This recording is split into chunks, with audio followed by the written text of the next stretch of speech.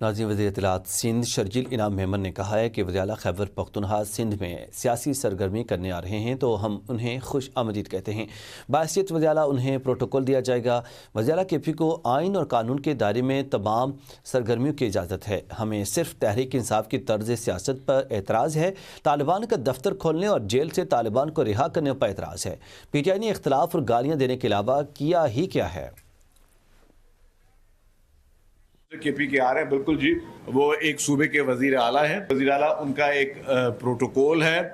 ہمیشہ سندھ کی ایک روایت، سندھ کی عوام نے ہمیشہ جو ہے مہمان نوازی جو ہے ہمارا بنیادی جو اس کو کبھی اس کا ساتھ ہم نے نہیں چھوڑا۔ سندھ میں آئے ہم ان کو بھلی کار کہتے ہیں، ان کو ویلکم کرتے ہیں۔ ان کی جہاں جہاں پہ ان کی ہوں گی ایکٹیویٹیز، اس پہ ہم ان کو سیکیورٹی بھی گورنمنٹ پرووائڈ کرے گی، گورنمنٹ ان کو اسسٹ بھی کرے گی، اور جو بھی انہوں نے ایکٹیویٹیز کرنی ہے قانون اور آئین کے دائرے میں رہ کر ان کو ان تمام ایکٹیویٹیز میں ان کو پوری اجازت ہے۔ تحریک انصاف کا کراچی کے باغ جناح میں جلسہ اجازت اور سیکورٹی کلیئرنس سے مشروط ہے۔ پی ٹی آئی نے باغ جناح جلسے کے لیے 25 لاکھ روپے کے پے آرڈرز جمع کرا دیے ہیں۔ 20 لاکھ روپے جلسے کی فیس، 5 لاکھ سیکورٹی ڈپازٹ کے طور پر جمع کرائے گئے ہیں۔ ناصر حسین شاہ نے کہا کہ پی ٹی آئی سمیت کسی بھی جماعت کی پرامن جدوجہد کو نہیں روکا جا سکتا۔